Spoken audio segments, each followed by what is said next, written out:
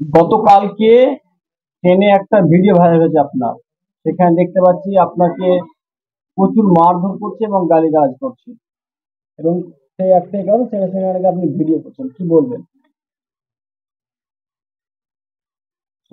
আমি মোবাইলটা ভিডিও ছবি করেছি। ছবিটা মোবাইল সম্বন্ধে আমার অভিজ্ঞতাই নেই ধরুন। হ্যাঁ, তো আমি ও নিয়ে আমার কার সাথে কথা বলছিল জানি না। তো আমার মোবাইল দিয়ে দেখে আমাকে বলছে কি করছেন কি করছেন, এই করে টর্চার করতে লাগলো। তো আমার মোবাইলটা কেড়ে নিল, কেড়ে কাচাড় মেরে দিল। আমি বললাম, কি হয়েছে ম্যাডাম বলুন। বললে ভিডিও করছো ভিডিও। আমি বললাম, ভিডিও করলে তো আপনাকে বলতাম, ঠিক আছে, আর ভিডিও করলে তো আপনার ফেস প্রচুর করতাম। হ্যাঁ, পুরোটাই আপনাকে তো আমি ডাইরেক্ট দেখতে পাচ্ছি, আপনার ভিডিও করে আমি করবো কি?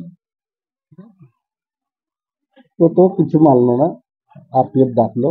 আরপিএফ প্রচুর গালিগালাজ মারধর, হ্যাঁ, থাপড়াচ্ছে, গালে গালে থাপড়াচ্ছে, আর তাকে যে ফোন করছে থাপড়েই যাচ্ছে, আমাকে কথা বলার কোনো সুযোগই দিচ্ছে না। তারপর ও বললো যে চল থানা চলে যাবো, আরপিএফ কে ফোন করলো। ফোন করে তো কথা বলছে, কার সাথে কথা বলছে, ভাষা তো বিশ্রী ভাষা।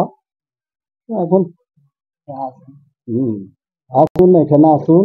হ্যাঁ, এখন বুঝছে জিআরপি অফিসে ফোন করে ডাকলো, জিআরপি এলো, গেলাম।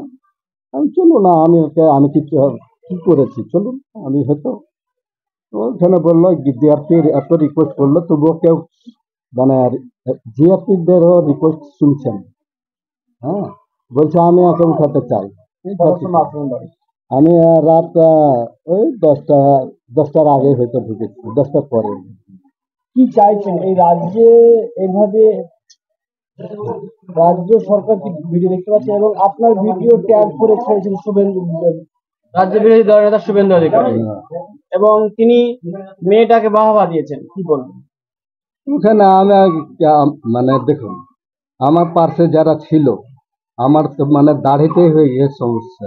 হ্যাঁ, আমি এমন কিছু করিনি, এই দাড়িটাই হয়ে গেল মূল কারণ। মানে আপনি মুসলিম।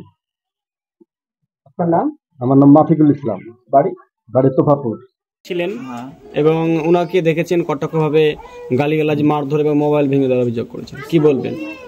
বলবো যে একটা বয়োজ্যেষ্ঠ বাবার বয়সের লোক, তাকে এইভাবে সম্মান না দিয়ে একটা অসম্মান করা, কিল চর লাথি হুঁশি মারা, এটা করা ঠিক হয়নি। এবার আমরা দেখলাম মেয়েটাকে, যে বয়স্ক লোকটার উপরে যে অভিযোগ, যে ভিডিও করেছে, কিন্তু সেই ভিডিওটা কি সঠিক কি ঠিক, হয়তো ভুলের বয়সে একটা ভিডিও হয়ে গেছে, সে মোবাইল সম্পর্কে কিছু জানে না, কিন্তু সেই ভিডিওটা নিয়ে যে এত ভাইরাল, বা শুভেন্দুদা আপনি হিন্দু মুসলিম করে যে একটা বিভাজন তৈরি করার চেষ্টা করছেন, এটা করা কিন্তু আপনার ঠিক হয়নি।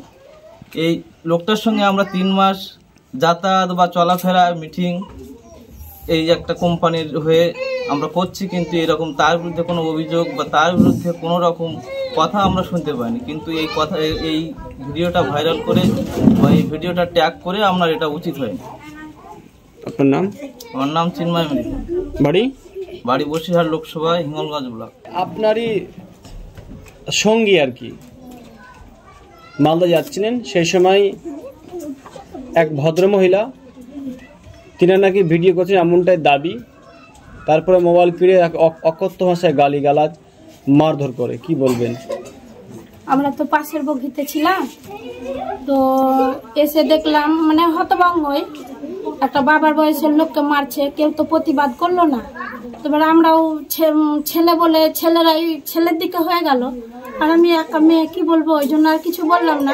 মেয়েটারই দোষ ছিল অ্যাকচুয়ালি, তো কিছুই তুলেনি, ওর ক্যামেরাটা অন ছিল, বুঝতে পারেনি। ওটা স্বাভাবিক, মেয়েদের হতেই পারে, মানুষ তো সব মানুষ তো মোবাইলের সম্বন্ধে জানাশোনা তো জানেও না, ঠিক আছে। এবং তার কি ভিডিও এসছে ক্যামেরায়?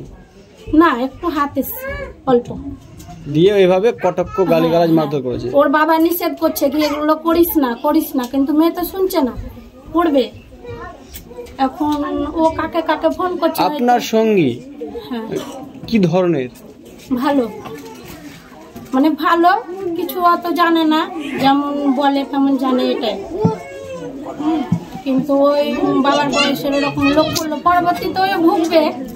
ঠিক কিন্তু আছে? এখন দেখা যাচ্ছে গোটা দেশে হিন্দু মুসলিম হচ্ছে, হ্যাঁ। তা সত্ত্বেও আপনি একজন মুসলমান সঙ্গীর সাথে সাথে কথা বলছেন, এত যে আমি বাঙালি। দোষ দেখলে তো দোষটা বলবো, আর দোষ না দেখলে তো বলবো না। তাতে হিন্দুই হোক, মুসলিমই হোক, জৈনই হোক, খ্রিস্টানই হোক, ঠিক আছে? আপনার আপনার নাম?